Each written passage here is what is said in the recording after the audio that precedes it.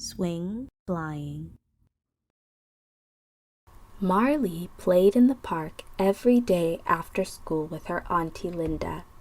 Auntie Linda would, like clockwork, every 5 p.m., take Marlee to the nearest park and make sure she got to the swing set. Oh, how she loved the swing!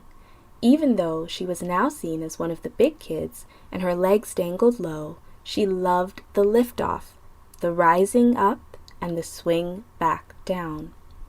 She was often the first one there. This was Marlee's happy place.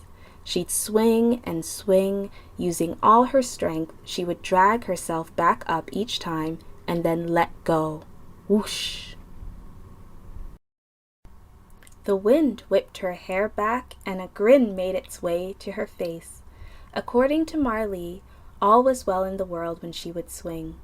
Sometimes she'd swing so far out she had to leap out of the swing set for her feet to land on the ground. The leaping off soon became her favorite part. She wouldn't just get to swing up, but down too. This was a treat for all her hard work at school. One day, Marlee was swinging so fast, she was swinging back and forth, almost in a blur. With a gigantic leap ahead of her, Marlee gasped, "This might be too high up." She shouted out to her auntie, "Help!" Her auntie smiled at her with knowing eyes. "I know, it's a big jump. It's scary. Brace yourself. You can do it," she said. Surprisingly, as Marlee let go and jumped down, she arrived on the ground with a loud thud. As she made it safely to the ground, she smiled at her auntie. "Wow, did you see that?" she exclaimed. Her Auntie Linda held a happy smile and nodded. "I knew you could do it. Great job."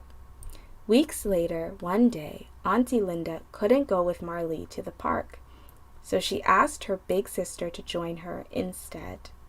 Marlee's big sister, Tiffany, agreed to take her this one time. But Tiffany wasn't interested in swings. She was 16.